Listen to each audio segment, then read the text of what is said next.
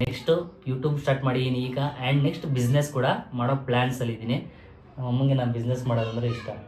ಹೌದಮ್ಮ, ಬಿಸ್ನೆಸ್ ಮಾಡಬೇಕು guys. Next business ಮಾಡೋ ಪ್ಲ್ಯಾನ್ ಇದೆ.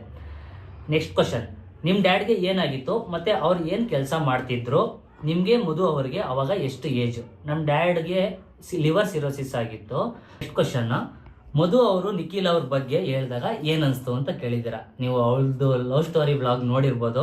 ಅವಳು ಡೈರೆಕ್ಟಾಗಂತೂ ನನಗೆ ಹೇಳಿರಲಿಲ್ಲ. ನಿಖಿಲ್ ಅವ್ರು ಕಾಲ್ ಮಾಡಿ ನನಗೆ ಕೇಳಿದರು, ಹಿಂಗೆ ನನ್ನ ತಂಗಿನ ಇಷ್ಟಪಡ್ತಾ ಇದ್ದೀನಿ, ಚೆನ್ನಾಗಿ ನೋಡ್ಕೊತೀನಿ ಅಂತ. ಆ್ಯಂಡ್ ಅವ್ರ ಅಜ್ಜಿ ಕೂಡ ನನ್ನ ಹತ್ರ ಕಾಲ್ ಮಾಡಿ ಮಾತಾಡಿದರು. ಆ್ಯಂಡ್ ನಮ್ಮ ಅಮ್ಮನ ಹತ್ರ ಕೂಡ ಮಾತಾಡಿದರು. ನೆಕ್ಸ್ಟ್ ಕ್ವಶನ್, ನಿಮ್ಮಮ್ಮ ಯಾಕೆ ಅಷ್ಟು ಸೈಲೆಂಟು? ಹೇಳಮ್ಮ ನಮ್ಮ ನೀನು. ಹಾಂ, ಹೇಳ್ಕೊಡ್ತೀಯಾ? ಓಕೆ, ಹೇಳ್ಕೊಡ್ತಾರಂತೆ ಗೈಸ್. ನೆಕ್ಸ್ಟ್ ವ್ಲಾಗ್ಸ್ಗಳಲ್ಲಿ ಮಾಡ್ತೀನಿ, ಮುಂದೆ ಬರೋ ವ್ಲಾಗ್ಸ್ಗಳಲ್ಲಿ. ಆ್ಯಂಡ್ ನೆಕ್ಸ್ಟ್, ಆಂಟಿ ನಿಮ್ಮ ಹತ್ರನೂ ಜಾಸ್ತಿ ಮಾತಾಡಲ್ವಾ? ಯಾವಾಗಲೂ ಸೈಲೆಂಟ್ ಆಗಿರ್ತೀರಾ? ಅವ್ರ ಕ್ಯಾಮ್ರಾ ಅಂದರೆ ನಾಚಿಕೆಯ? ಏನು ಹೇಳು? ನಾಚಿಕೆನೆ. ಅವ್ರಿಗೆ ಇನ್ನೇನು ಇಲ್ಲ ಗೈಸ್, ಕ್ಯಾಮ್ರಾ ಮುಂದೆ ಬರೋಂಗಿಲ್ಲ. ನಾಚಿಕೆ ಅಂತಾರೆ.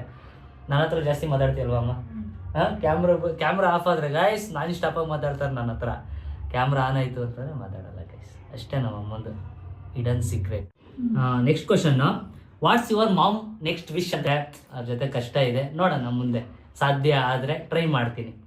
ಆ್ಯಂಡ್ ನೆಕ್ಸ್ಟ್ ಕ್ವಶನ್, ಅಣ್ಣ ನಾವು ಮಂಡ್ಯ ಅವರು, ನೀವು ಶಾರ್ಟ್ ಮೂವಿ ಮಾಡ್ಬೋದು ಅಲ್ವಾ? ಅಯ್ಯಯ್ಯೋ, ಈಗ ಯೂಟ್ಯೂಬಿಗೆ ಬಂದಿದ್ದೀವಿ. ಶಾರ್ಟ್ ಮೂವಿ ಎಲ್ಲ ಇಂಟ್ರೆಸ್ಟ್ ಇಲ್ಲ. ಆ್ಯಂಡ್ ಆ ಕಾನ್ಸೆಪ್ಟು ಇನ್ನೂ ಗೊತ್ತಿಲ್ಲ. ಮಂಡ್ಯದವ್ರಿಗೆ ಧನ್ಯವಾದಗಳು, ಜೈ ಮಂಡ್ಯ.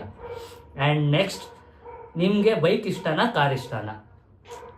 ನನಗೆ ಅಲ್ಟಿಮೇಟ್ ಅಂತಂದರೆ ಫಸ್ಟು ಪ್ರಯಾರಿಟಿ ಬಂದು ಕಾರು. ನನ್ನ ಕಾರ್ ಇನ್ನೋಸೆನ್ಸ್ ಇಲ್ಲದೇ ಮಿಸ್ಸಿಂಗ್ ನನಗೆ feeling. Next, your family is so beautiful ಅಂತ ಕೇಳಿದಾರಮ್ಮ. ನಿಮ್ಮ ಕುಟುಂಬ ತುಂಬ ಚೆನ್ನಾಗಿದೆ ಅಂತ ಹೇಳಿದ್ದಾರೆ. ಧನ್ಯವಾದ ಹೇಳ್ಬಿಡು. ಧನ್ಯವಾದಗಳು.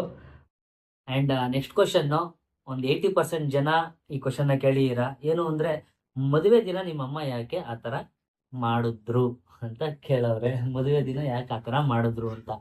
ಸಂಗೀತ ಆ್ಯಂಡ್ ಹಳದಿನ ನಾವು ಇವೆಂಟ್ಸ್ನ ರೆಸಾರ್ಟಲ್ಲಿ ಇಟ್ಕೊಂಡಿದ್ದು. ಅಲ್ಲ ಆರಾಮಾಗಿ ಖುಷಿಯಾಗಿ ಎಂಜಾಯ್ ಮಾಡ್ಕೊಂಡೇ ಇದ್ರು. ಆ್ಯಂಡ್ ನಮ್ಮ ಊರ ಮನೆಯಲ್ಲಿ ಬಳೆ ಶಾಸ್ತ್ರ ಹಾಗೂ ಹೆಣ್ಣಿಗೆ ನೀರು ಇಯೋ ಶಾಸ್ತ್ರ ಎಲ್ಲ ಹಮ್ಮಿಕೊಂಡಿದ್ದು. ಅಲ್ಲೂ ಆರಾಮಾಗಿ ಖುಷಿಯಾಗಿ ಇದ್ರು. ಮದುವೆ ದಿನ ಬೆಳಗ್ಗೆಗೆ ಒಂದು ಸ್ವಲ್ಪ ಸುಸ್ತು ಕಾಣಿಸೋ ಥರ ಆಯ್ತು ಅವ್ರಿಗೆ.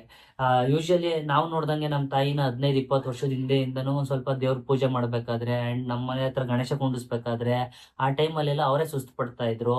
ಅವ್ರಿಗೆ ಗೊತ್ತಿಲ್ದೇನೆ ಬಾಡಿ ಸ್ವೆಟ್ ಆಗ್ತಾ ಇತ್ತು. ಆ ಥರ ಆಯ್ತಾಯ್ತಲ್ಲ, ಅದೇ ಥರ ಇರ್ಬೋದು ಅಂದ್ಬಿಟ್ಟು ನಾವು ರೆಸ್ಟ್ ಮಾಡೋಕ್ಕೆ ಅಂತ ಕುಣಿಸಿದ್ದು. ತಾಲಿ ಕಟ್ಟೋ ಟೈಮ್ ಆ್ಯಂಡ್ ಧಾರೆ ನೀರು ಉಯ್ಯೋ ಟೈಮಲ್ಲಿ ಕರ್ಕೊಂಬಂದು ನಾವೇ ಕುಣಿಸ್ತೋ.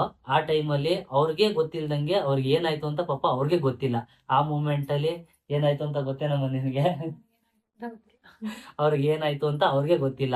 ಆ್ಯಂಡ್ ಇನ್ನೊಂದು ಹೇಳಬೇಕು, ನಮ್ಮಮ್ಮ ವ್ಲಾಗ್ಗಳಲ್ಲೇ ಮಾತಾಡ್ಬೇಕಾದ್ರೆ ತುಂಬ ಇನ್ನೋಸೆಂಟ್ ಆಗಿ ವ್ಲಾಗ್ಗಳನ್ನು ಮಾತಾಡೋಕ್ಕೆ ಹಿಂಜರಿತಾರೆ. ಮುಜುಗರ ಒಂದು ಸ್ವಲ್ಪ ನಮ್ಮ ಅಮ್ಮಂಗೆ. ಅದರಲ್ಲಿ ಅಷ್ಟು ಸಾವಿರಾರು ಜನಗಳ ಮಧ್ಯೆ ಆ ಥರ ಮಾಡಬೇಕು ಅನ್ನೋ ಇಂಟೆನ್ಷನ್ ಯಾವತ್ತೂ ಅವ್ರಿಗೆ ಆಗಿರಲಿಲ್ಲ. ಆ್ಯಂಡ್ ನಾವು ನಮ್ಮ ಅಮ್ಮನ ಚಿಕ್ಕ ವಯಸ್ಸಿಂದ ನೋಡ್ಕೊಂಡು ಬಂದಿದ್ದೀವಿ. ಯಾವತ್ತೂ ಅಷ್ಟೇ ಒಬ್ರ ಹತ್ರ ಮಾತಾಡೋಕ್ಕೂ ಸಂಕೋಚ ಆ್ಯಂಡ್ ಮುಜುಗರ ಅವ್ರಿಗೆ. ನಮ್ಮ ಫ್ರೆಂಡ್ಸೇ ಯಾರೇ ನಮ್ಮ ಮನೆಗೆ ಬಂದ್ರೂ ಮಾತಾಡಮ್ಮ ಅಂತಂದ್ರು ಒಂದು ಸ್ವಲ್ಪ ಹಿಂಜರಿತಾರೆ.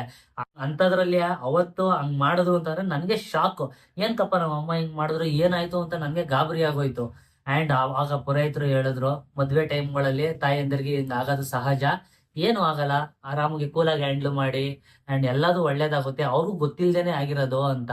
ಅದು ಒಂದು ಅರ್ಧ ಗಂಟೆ ಬಿಟ್ಟು ಬಂದಾದ್ಮೇಲೆ ನಮ್ಮ ಅಮ್ಮನ ಕೇಳ್ತಾ ಇದ್ದೀನಿ ನಾನು, ಏನಮ್ಮ ಆಯಿತು, ಹೆಂಗ